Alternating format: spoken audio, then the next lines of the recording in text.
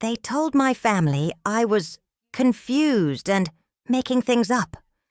But when that tiny camera captured what really happened in room 237, it started a war that would bring down an entire nursing home empire. My name is Josephine, and at 74, I never imagined I'd become a warrior. For 48 years, I taught 3rd grade at Riverside Elementary, believing that kindness and respect were the foundation of any caring relationship. My classroom walls were covered with thank you letters from students who'd gone on to become doctors, teachers, and loving parents themselves. I had built a beautiful life. My late husband, Robert, and I raised 3 wonderful children in our Victorian home on Maple Street. After Robert passed 5 years ago, I maintained my independence, tending to my rose garden and volunteering at the local literacy program. My children, David, 52, Sarah, 49, and Michael, 45, would visit regularly, and I treasured our Sunday dinners together. Everything changed on a Tuesday morning in March. I was watering my roses when the world suddenly tilted sideways. The stroke hit like lightning, leaving me conscious but unable to speak clearly. My right side weakened and unsteady. The paramedics found me hours later when David came for our weekly lunch. "The good news is your mind is sharp as ever, Mom," Dr. Martinez explained during my hospital stay. "But you'll need assistance with daily activities while you recover. Physical therapy will help, but it's going to take time. Time, that's what I thought I had plenty of. Time to heal, time to return to my roses, time to get back to the life I'd built. Instead, I found myself facing the reality that my children, despite their love and good intentions, couldn't provide the round-the-clock care I needed. "We found the perfect place, Mom," David said, holding my hand as we sat in the hospital discharge planning office. "Sunset Manor has an excellent reputation for stroke recovery. They have physical therapists, occupational therapists, and the staff-to-resident ratio is outstanding." Sarah, ever the attorney, had done her research. "I reviewed their state inspection. Reports, Mom. Clean record. No violations. The online reviews are overwhelmingly positive." Even Michael, my youngest and most skeptical son, seemed convinced. "I visited twice without calling ahead, Mom. The residents I spoke with were happy, well cared for. The staff seemed genuinely caring." When we toured Sunset Manor, it felt like stepping into a luxury hotel. The lobby gleamed with polished marble floors and crystal chandeliers. Fresh flowers adorned every table. Mrs. Patterson, the admissions director, was a polished woman in her 50s who spoke with warmth about their family-centered approach to care. "We understand that this transition can be difficult," she said, her manicured hand resting gently on my shoulder. "But our residents don't just survive here. They thrive. We have a 96% family satisfaction rate." She showed us the pristine therapy, rooms where residents worked with smiling therapists. We met Eleanor, an 81-year-old stroke survivor who praised the staff's dedication. We saw the beautiful dining room where residents shared meals at cloth-covered tables with real silverware.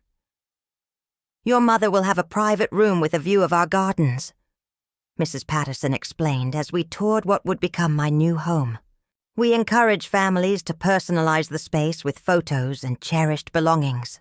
The room was spacious and bright, with a large window overlooking rose gardens that reminded me of home. I could already picture my family photos on the dresser, my favorite quilts on the bed. "What do you think, Mom?" David asked, his eyes hopeful but worried. Despite my stroke-affected speech, I managed to communicate my approval. This place seemed like a haven where I could heal and eventually return to some semblance of my former life. Moving day was bittersweet. My children arranged my belongings carefully. Robert's photograph on the nightstand, my mother's jewelry, box on the dresser, the Afghan. My grandmother crocheted displayed on the reading chair. Sarah brought my favorite pillow from home, and Michael installed a small television so I could watch my morning news programs. "We'll visit every day, Mom," David promised as they prepared to leave that first evening. "If you need anything at all, just press your call button." As their car pulled away from the circular drive, I felt a mixture of hope and trepidation. This was my new reality, but perhaps it would be the beginning of my recovery journey. The first week lived up to every promise. Nurse Jennifer, a kind woman in her 30s, helped me with my medications and encouraged my attempts at speech therapy. The physical therapy team worked patiently with me, celebrating small victories like successfully buttoning my cardigan or walking 20 feet with my walker. The activities director, a cheerful young man named Marcus, included me in the daily programs despite my communication challenges. I particularly enjoyed the afternoon book discussions, even though I could only contribute with nods and gestures. During family visits, I had nothing but positive things to share. David brought flowers from my rose garden. Sarah updated me on her latest legal case. Michael shared photos of his twins learning to ride bicycles. Everything seemed perfect. But perfection, I learned, was just a daytime performance.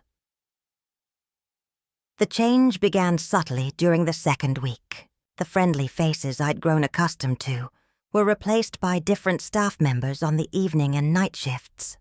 Where Nurse Jennifer had been patient with my slow movements, these new caregivers seemed rushed and irritated. "Come on, Josephine!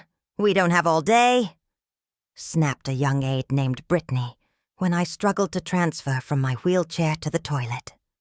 Her impatience made my movements even more unsteady, and when I nearly fell, she roughly grabbed my arm, leaving bruises that would puzzle my children during their next visit. "Just clumsy, I guess," I managed to say when David noticed the marks, my speech still garbled enough that he couldn't quite understand my concerns. The night shift brought new horrors.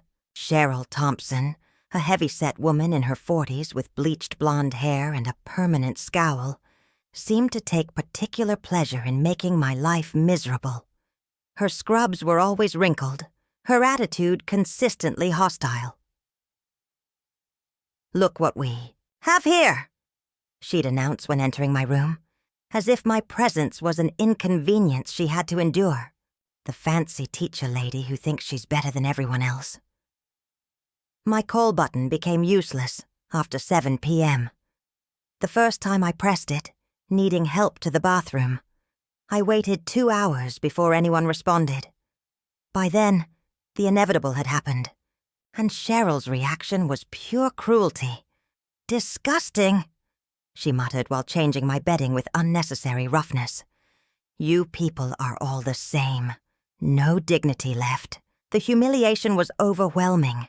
I'd spent nearly 5 decades teaching children about respect and kindness, and now I was being treated like a burden by someone who was supposed to care for me. My personal belongings began disappearing with alarming regularity. First, it was small things. A tube of lipstick, some loose change I kept in my jewelry box. Then my mother's gold bracelet vanished from my nightstand. "I haven't seen any bracelet," Cheryl said with a shrug when I asked about it during one of her visits. "You probably just misplaced it. Stroke patients forget things all the time." The theft escalated. Family photos disappeared from my dresser. The beautiful fountain pen Sarah had given me for my retirement went missing. Even food became a target. Cheryl would take bites from my meals, claiming she was just testing to make sure it wasn't too hot.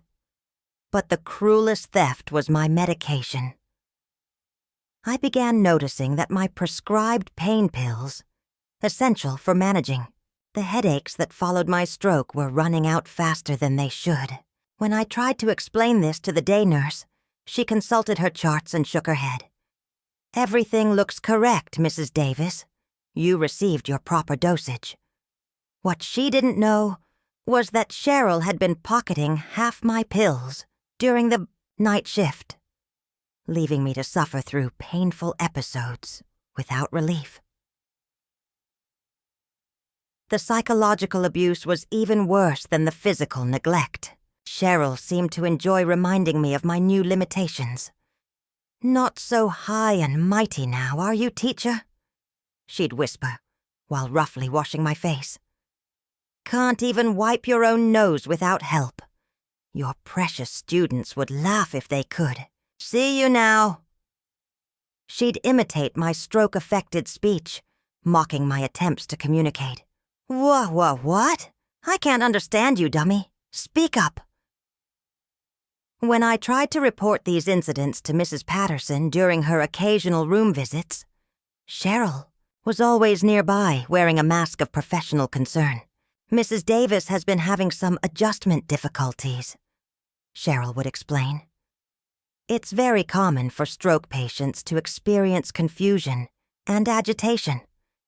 Sometimes they create stories to cope with their new reality." The word agitation became their favorite weapon against me. Any complaint I managed to voice was dismissed as a symptom of my condition rather than evidence of mistreatment. During family visits, I desperately tried to communicate what was happening, but my stroke-impaired speech made it difficult to convey complex situations, and my children had been thoroughly convinced by the staff that I was simply struggling with adjustment. "Mom's been having some challenges lately," Mrs. Patterson would tell David when he asked about my apparent distress. "It's very normal. Stroke recovery can be frustrating, and sometimes patients lash out at the people trying to help them.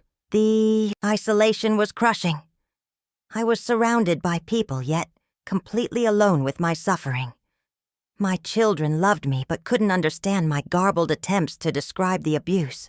The staff had successfully portrayed me as a confused, difficult patient whose complaints couldn't be trusted. At night, lying in my bed listening to Cheryl laugh with other staff members in the hallway, I wondered if this was how my story would end. Not as the respected teacher who'd touched hundreds of lives, but as a forgotten old woman whose final chapters would be written by bullies and thieves. The breaking point came on a cold Thursday evening in November. I'd been at Sunset Manor for 8 months, and the systematic abuse had worn me down to a shadow of my former self. I'd lost weight because Cheryl often forgot to bring my dinner, claiming I was sleeping when mealtime came. That night, I'd been pressing my call button for over 3 hours, needing help to the bathroom. My bladder was painfully full, but I was too weak and unsteady to attempt the transfer alone. Finally, Cheryl appeared in my doorway, clearly annoyed. "What now, teacher lady?" she demanded. I pointed toward the bathroom, trying to communicate my urgent need. "Oh, you need to pee?" she said with mock sweetness. "Well, here's a lesson for you. Sometimes we don't get what we want when we want it." She turned to leave, then paused with a cruel smile. "Tell you what. Since you were such a great teacher, maybe you can teach yourself some patience. Think of this as homework." She left me there, and I heard her telling another aide in the hallway, "Let the queen bee sit there for a while. Maybe she'll learn some humility." I waited 4 more hours before another aide finally checked on me. By then, the inevitable had happened, and I sat in my own waste, crying tears of humiliation and despair. When David arrived for his usual Friday visit, he found me in a state he'd never seen before, completely broken down, sobbing uncontrollably, despite my usual efforts to stay strong for my children. "Mom, what's wrong?" he asked, rushing to my bedside. "Are you in pain?" Through my tears and compromised speech, I tried once again to tell him about Cheryl, about the stolen belongings, about the deliberate neglect, but this time, something was different. Instead of the gentle dismissal I'd grown accustomed to, I saw anger flicker in David's eyes. "Mom," he said quietly, taking my hand, "I need you to try to tell me exactly what happened. Take your time." For 20 minutes, I struggled to communicate the details of my abuse. David listened intently, his expression growing darker with each revelation I managed to convey. When I finished, he sat in silence for several moments. Then he pulled out his phone and called Sarah. "We need to talk," I heard him say. "Something's very wrong here." That weekend, my 3 children gathered in David's living room for a family meeting I wasn't invited to, but would later learn changed everything. "I think Mom's been trying to tell us something important," David began. "And we've been dismissing her because of her speech issues." Sarah, ever the legal mind, began connecting dots. The bruises on her arms that she couldn't explain. The missing belongings, her weight loss, her increasing distress during visits. Michael, who worked in healthcare administration, added his own observations. "I've noticed the staff seems different during evening visits compared to afternoon ones. Almost like they're running different shifts with different standards." They developed a plan that would prove to be Cheryl's downfall. The following Monday, David brought me what appeared to be a thoughtful gift, a beautiful antique-style mantel clock to replace the generic wall clock in my room. It was wooden, with elegant brass accents, and a classic face that would fit perfectly with the personal touches my family had added to make the space feel more like home. "I thought this would make your room feel cozier, Mom," he said as he carefully positioned it on my dresser, angling it to provide the perfect view of my entire room. What the Sunset Manor staff didn't know was that hidden within that beautiful timepiece was a high-definition camera with night vision capability and sensitive audio recording equipment. David had spent considerable time researching and purchasing the most advanced hidden surveillance system he could find. "We're going to get the truth, Mom," he whispered as he showed me how the clock worked. "Everything that happens in this room is going to be recorded now. We'll finally have proof of what you've been trying to tell us." The waiting was agonizing. I had to go about my daily routine knowing that every interaction was being captured. Every cruel word and neglectful act was being preserved as evidence. It was terrifying and empowering at the same time. I watched Cheryl enter my room that first night after the clock was installed, complaining about having to work a double shift. She didn't even glance at the new addition to my decor as she roughly helped me prepare for bed. "Don't you dare press that call button tonight," she warned. "I'm not in the mood for your neediness." For 5 days, the camera captured everything. Cheryl stealing my pain medication and bragging to another aide about selling pills to supplement her income. Her mocking imitations of my speech impediment. The night she ate half my dinner while I watched helplessly. Most damning of all was the footage from my 4th night with the camera, when I experienced a severe headache, a common occurrence since my stroke that required immediate attention. I pressed my call button repeatedly, but Cheryl ignored it for over an hour while she sat in the hallway playing games on her phone. When she finally responded, her reaction was caught in perfect detail. "Stop being such a drama queen, Josephine. A little headache never killed anyone. Well, except when it did." She laughed at her own cruel joke. On Saturday morning, David arrived for the camera retrieval. His hands were shaking as he carefully removed the device from the clock, replacing it with a simple battery mechanism so no one would notice the change. "We'll have answers soon, Mom," he promised as he kissed my forehead. "Whatever we find on here, we're going to make sure you're safe." That afternoon, my 3 children gathered again, this time with Sarah's laptop and a determination to finally understand what their mother had been enduring. What they discovered would change all of our lives forever. The footage was worse than any of my children had imagined. David later told me that Sarah, despite years of prosecuting criminal cases, had to pause the video multiple times to compose herself. Michael, who had initially been the most skeptical of my complaints, was visibly shaken by what the camera revealed. The evidence was overwhelming and undeniable. 5 days of systematic abuse, theft, and deliberate neglect, all captured in high-definition video with crystal-clear audio. The most shocking discovery was that Cheryl wasn't acting alone. The camera had captured conversations between her and other night shift staff members, revealing a culture of abuse that extended throughout the facility after visiting hours ended. These old people think they're entitled to everything, Cheryl was recorded saying to another aide named Marcus. They need to learn that they're not in charge anymore. We are. The video showed Marcus laughing, as Cheryl described deliberately, ignoring call buttons. Let them sit there and think about how helpless they really are, she said with satisfaction. But perhaps the most infuriating footage came from a conversation between Cheryl and the night supervisor, Janet Morrison, a woman in her 50s who was supposed to oversee patient care quality. The family's been asking questions about missing belongings. Morrison was recorded saying, "Don't worry about it," Cheryl replied.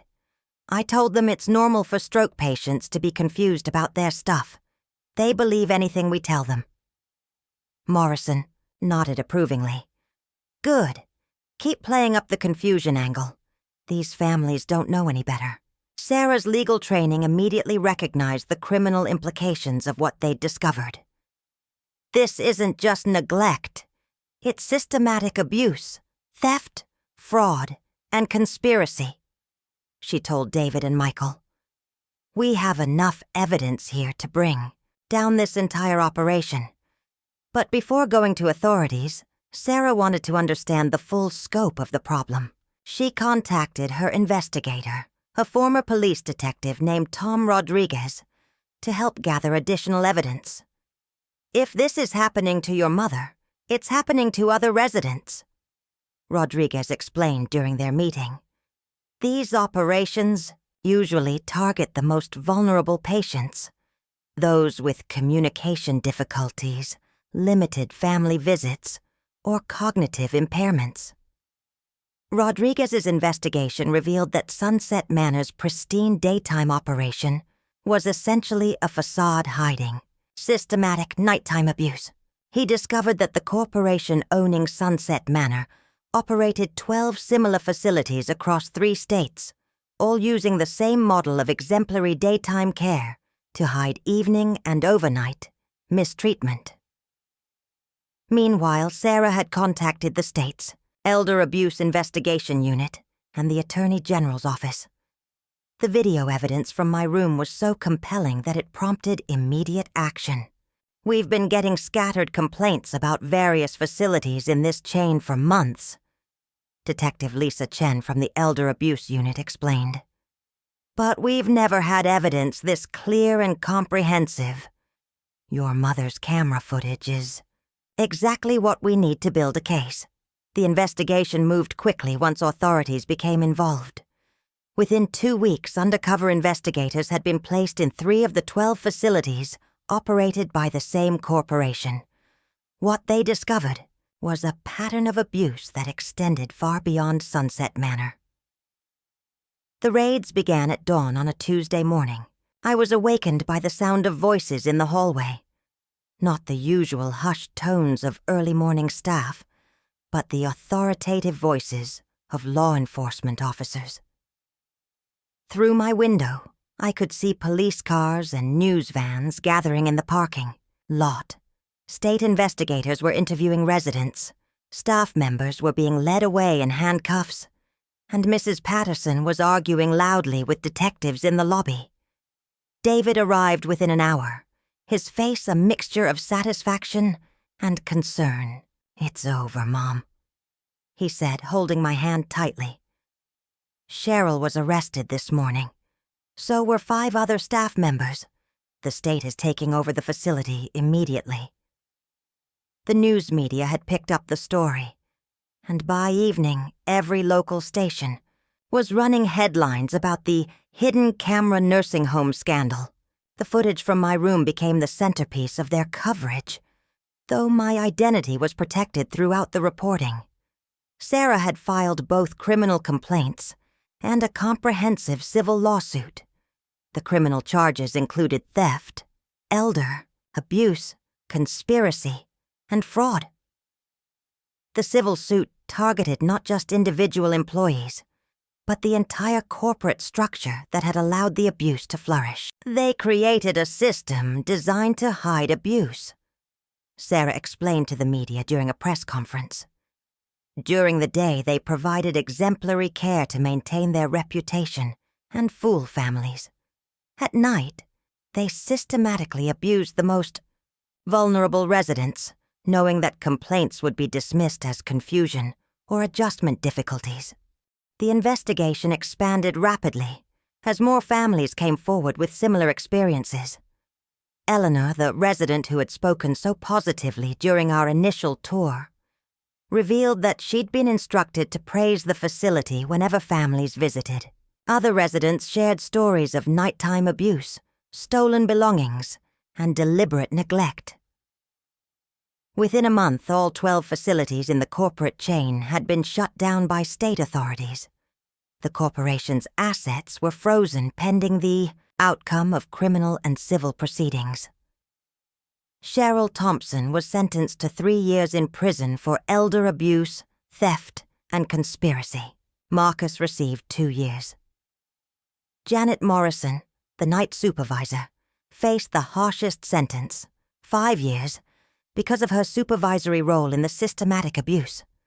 Mrs. Patterson, despite claiming ignorance of the nighttime activities, was fired and lost her healthcare administration license permanently. The state board found that her failure to investigate resident complaints constituted willful negligence. But the most satisfying aspect of the justice process was discovering how many other residents would benefit from our actions. The investigation led to criminal charges against 37 staff members across all 12 facilities. More importantly, it resulted in new state regulations requiring 24-hour monitoring systems in all nursing care facilities. The civil lawsuit settlement exceeded $50 million, with funds going to victims and their families, but also establishing a foundation to provide monitoring equipment to families who couldn't afford it themselves. Today, I live in Gardens of Hope, a nonprofit nursing facility that was created specifically to serve residents displaced when the corporate chain was shut down. The difference is like night and day, literally. My new room overlooks a beautiful therapy garden where residents work with occupational therapists to maintain their independence.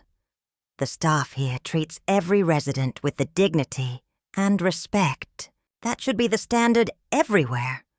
My call button is answered within minutes. My belongings are safe, and most importantly, my voice is heard and believed. The hidden camera that started this journey sits on my dresser now, as a reminder of how powerful truth can be when properly documented. David visits twice a week. Sarah brings her children to read with me on Sundays. And Michael has become an advocate for nursing home reform in his professional capacity. My speech has improved significantly with proper therapy, and I've even been able to volunteer with the literacy program here, helping other residents learn to use tablets to stay connected with their families. Cheryl Thompson was released after serving 18 months of her 3-year sentence. I occasionally wonder if she learned anything from her experience. But mostly I'm grateful that she can never again abuse vulnerable elderly people in a healthcare setting. The foundation established with our settlement money has helped over 200 families install monitoring systems in care facilities across the country. We've received letters from families who discovered abuse, neglect, and theft through hidden cameras, leading to dozens of additional criminal prosecutions. Perhaps most importantly, the regulations that resulted from our case require all nursing facilities to maintain transparent 24-hour oversight systems. Families can now request access to common area monitoring footage, and facilities must investigate any complaint within 24 hours, rather than dismissing concerns as confusion. I learned something profound through this ordeal. Being vulnerable doesn't mean being voiceless, and being elderly doesn't mean being powerless. Sometimes the most effective weapon against injustice is simply the truth, captured one frame at a time. My stroke may have changed my voice, but it never changed my worth. The teaching skills I developed over nearly 5 decades served me well in this final lesson, that standing up for what's right never becomes optional, regardless of age or circumstances. If you or a loved one has experienced abuse in a care facility, don't let anyone dismiss your concerns as confusion, adjustment issues, or normal aging difficulties. Trust your instincts, document everything possible, and remember that in our modern age of small cameras and big lawsuits, the truth has a powerful way of coming to light. Share your story below. Every voice matters, and together we can ensure that no elderly person suffers in silence behind closed doors.